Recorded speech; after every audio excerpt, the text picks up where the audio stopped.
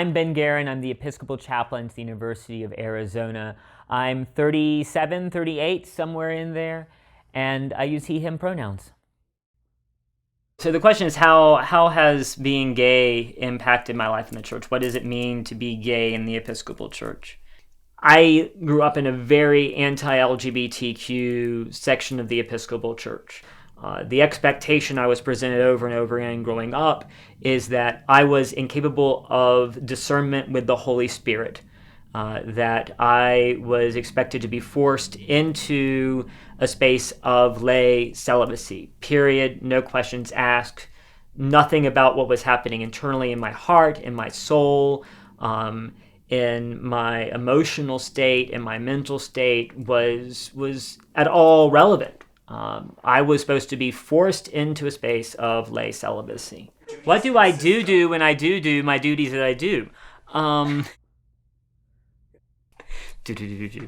So about 40% of my job, I would say, is doing sort of the old school type of stuff, which is running worship, formation programming, pastoral care, hearing confessions, that type of thing. And then about 60% of my job otherwise than that is what's called chaplaincy work, where your role is to be a safe, known adult in the community who can provide assistance to students, as well as faculty and staff, but primarily students who just need a conversation partner or need some direction. And I am currently a member of the Standing Committee of the Episcopal Diocese of Arizona, which is a very fancy way of saying basically the board of directors for the nonprofit that is the Episcopal Church in the state of Arizona.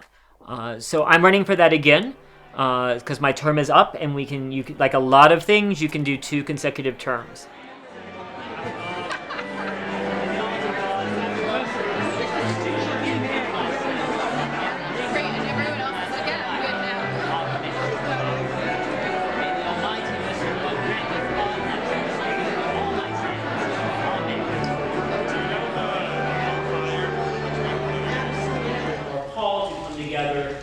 And recognize Indigenous Peoples Day are already free to do so, but now have acknowledged tools to do so from us, the diocesan community.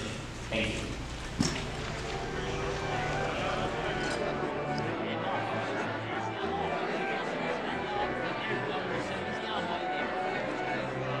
Now, people were like, afterwards, were you upset? And I was like, well, no, because it's an honor to serve as a standing committee member, but it's a whole lot of all the technical, pragmatic work behind the scenes that's really important, but it's not like you have power, it's not like you have prestige. You're doing paperwork and legal work for the diocese. And so I was more than glad to be serving and to sort of be a voice in those councils, but there are plenty of solid voices in the midst of that council now, and I'll go about and do other things for the church. May the peace of Christ be with you. And also with you. Peace. Peace. Peace. Peace. Do you know about this? What? Hand hugs? No, that's a lot. It's a lot. It's good for people who want to express affection but don't want like a full body hug. That's real cute. When Bailey and I were getting ready to get married in the spring of 2018, fairly early on, I asked Ben if he would be willing to serve as the deacon at the service of our wedding, and he said yes, which was delightfully exciting. We were very happy, and he was like, so I'll wear, the deacon outfit or whatever, but I'll have to look and see what I'll wear to the reception. And then, so the wedding goes off delightfully. We get to the reception, and he has found this. He has like, what kind of hat would you? Surely it was a newsboy cap. It was a newsboy cap, like a tweed newsboy cap, and then a full Carolina blue and white seersucker suit with an ascot. He was wearing an ascot. And I was just like, this is the most Ben Guerin thing I've ever seen in my entire life. So what's it like dating when you're gay and a priest? Okay, wow. So I think the issue is that it makes it it makes it difficult. I would also say that in a lot of ways, what makes it more difficult for me isn't necessarily that I'm a gay clergy person trying to date, but it's also the fact that I am an LGBTQ affirming gay clergyman who is looking to date. The thing I find very striking about Ben is the particular way in which he is pastoral. So being pastoral usually is code for making somebody feel better in like kind of a Jesus-y way, you know?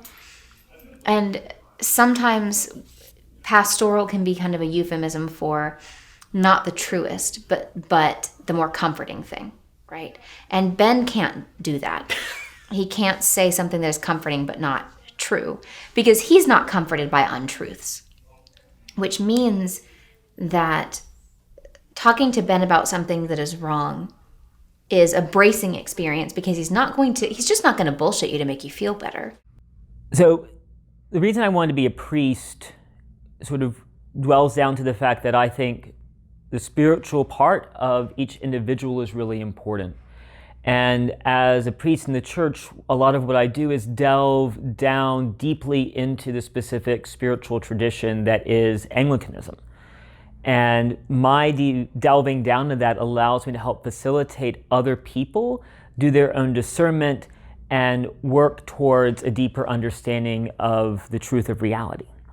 He inspires me to be more at home in my own body and to be more comfortable with my own self, because of the way that he is so, I want a word other than authentic, because authentic feels like a buzzword, but he is so genuine, and it's such a gift.